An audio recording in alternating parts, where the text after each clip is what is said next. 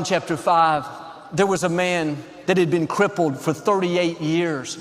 Every morning, his family would carry him to the pool of Bethesda. It was known for having healing waters. Once a year, when the angel troubled the water, the first person in would be healed. There were all kinds of sick people there, blind, crippled, paralyzed. They would wait eagerly every day, carefully watching the water, hoping they would be the one to be healed. One afternoon, Jesus was passing by, and he saw this man that had been there for 38 years. The scripture says this man had a deep-seated, lingering disorder. Wasn't like he had been sick for a week or had trouble for a month. This was a problem that lingered 38 years. You can imagine his mindset. This is my lot in life. It's never going to change. Out of all the people there, Jesus came over to the man and asked, "Do you want to get well?" Seemed like an odd question. It's obvious he wanted to get well. He was at the pool. That's why he went every day.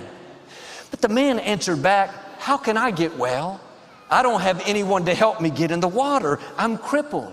Someone always gets in ahead of me." And I don't fault the man. He was only looking at it in the natural, thinking, I've had this sickness 38 years. This problem's been with me most of my life. How can I get well now? And sometimes we see this man as negative, doubting, but the truth is he was faithful. He got up each morning, he got dressed, he had his family take him to the pool. He sat there hoping that somehow it could happen. Wasn't like he was complacent, sitting around at home complaining. He did all he knew how to do, but he couldn't get rid of this lingering disorder. How many of us are like this man? We're dealing with a lingering disorder, problem that won't go away. The anxiety, the trouble in our marriage, the addiction, the sickness. We've done our best. God knows we prayed, we stood in faith. We said we weren't going to give in to the temptation, but we weren't strong enough.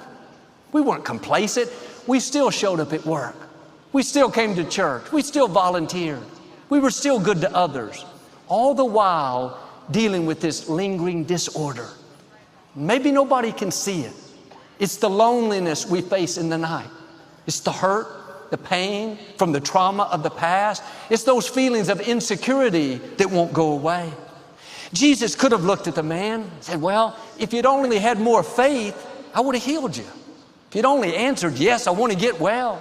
If you hadn't made excuses, if you hadn't just looked at it in the natural, I would have freed you from this sickness. But our God is full of mercy. He knows the weight of what